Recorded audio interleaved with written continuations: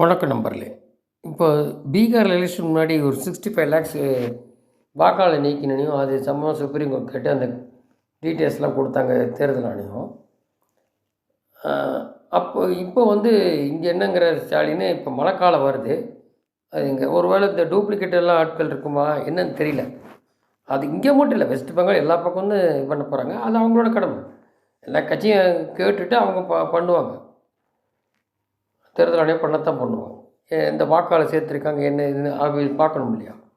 அதில் இப்போ பார்த்தீங்கன்னா இது என்ன சொல்லியிருக்காரு நம்மளுன்னா, சிறப்பு தீவிர வாக்காளர் பட்டியல் திருத்தம் மற்றும் வாக்காளர் பட்டியல் எஸ்ஐஆர் ஒரு சதி என்று அனுமானம் குறித்து எவ்வளோ வெற்றித்தனத்தை காட்டுகிறது. நாட்டின் அனைத்து அல்லது சில பகுதியில் வாக்காளர் பட்டியல் தீவிர திருத்தங்கள் 13 முறை மேற்கொள்ளப்பட்டிருக்கு. 1952லேருந்து 2003 2004 தெளிவாக. இது முதல் முறையில் பீகாரில் ஒரு குறிப்பிட்ட பிரிவின் வாக்காளர் பட்டியல் நீக்கப்பட்டதில் தேஜஸ்வியின் கற்பனை ஸ்டாலின் நம்பியிருக்க வேண்டாம். தேஜஸ்வி யாதவ் முன்பு தனது வாக்காளர் பட்டியலில் வரைவு பட்டியலிருந்து நீக்கப்பட்டதாக கூறி அவரது புகைப்படத்தக்கூடிய பெயர் வாக்காளர் பட்டியலில் இருந்ததாக மறுக்கப்பட்டது. 2016ஆம் ஆண்டு வாக்காளர் பட்டியல் வெளியிட்ட பிறகு அனைத்து சாத்தியக்கூறுகளும் 57 லட்சம் போலி வாலி வாக்காளர் பட்டியல் இருக்கலாம் என்று திமுக கூறியது. 2016 ஏடிஎம் ஆட்சி இருக்கும்போது தகுதியான வாக்காளர் எண்ணிக்கையில் ஏற்பட்ட அதிகரிப்பு திமுகவின் கூற்றுப்படி உண்மையானது தெரியவில்லை.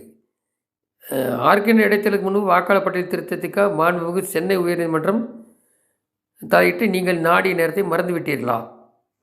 அங்கு தேர்தல் ஆணையத்திடம் இல்லாத இறந்த அல்லது இடம்பெயர்ந்த வாக்காளரை நீக்க கோரினர். உங்கள் கட்சி தமிழ்நாடு முழுவதும் வாக்காளர் பட்டியல் திருத்த கோரி தேர்தல் ஆணையத்திடம் பிரதிநிதித்துவம் சமர்ப்பித்து ஆதார் அட்டை வாக்காளர் இணைங்கன்னெலாம் கேட்டாங்க 2017. இதே திமுக. ஜனநாயகத்தின் புனிதத்தன்மை வாக்காளர் பட்டியல் நேர்மையை சார்ந்துள்ளது. ஜனநாயகத்தின் புனிதத்தன்மை வாக்காளர் பட்டியல் நேர்மையை சார்ந்திருக்கு. திமுக இந்த ஞானத்தை மீண்டும் கண்டுபிடித்து மற்றொரு தேர்ந்தெடுக்கப்பட்ட மறதி நிலையை தவிர்க்கும் என்று ஒரு நம்புகிறார். அப்போ இப்போ என்னங்கிறாங்க, இப்போ மழைக்காலம் அது இதுன்னு பேர் ஒரு ஸ்டாலின் இவங்க வேணும்னா என்ன, அதான் ரெட்டை நிலைப்பாடு. வாக்காளர் இது இப்போ எடுக்கிறதுக்கு ஏதோ ஒரு மழை காரணத்தை சொல்லி தப்பிக்கலான்னு பார்க்குறாங்க. அது எடுக்கத்தான் எடுப்பாங்க. அது பாடி அது தேர்தல் ஆணையம். இவங்க இழுப்புக்கெல்லாம் போகிறதுக்கு தேர்தல் ஆணையம் ஒன்றும் கிடையாது. இதில் இன்னொரு விஷயம் இருக்குது பாருங்கள். இந்த இடி இப்போ டாஸ்மாக் இது பெண்டிங்கில் இருக்குது கோர்ட்டில், மற்ற நடக்குது சிபிஐ. இது இப்போ இடி இது மட்டும் நிற்கிது. அதே இடி இப்போ அண்ணாமலை இன்னொன்று குறிப்பிட்டிருக்காரு. ஊழல் கட்சி தானே திமுக அரசு. ஒன்றபின் ஒன்றாக ஊழலுக்கு ஒத்தா மாறி உள்ளது. அமலாக்கத்துறை இப்போது மற்றொரு பெரிய ஊழலை கண்டுபிடித்துள்ளது, கோடிட்டுள்ளது.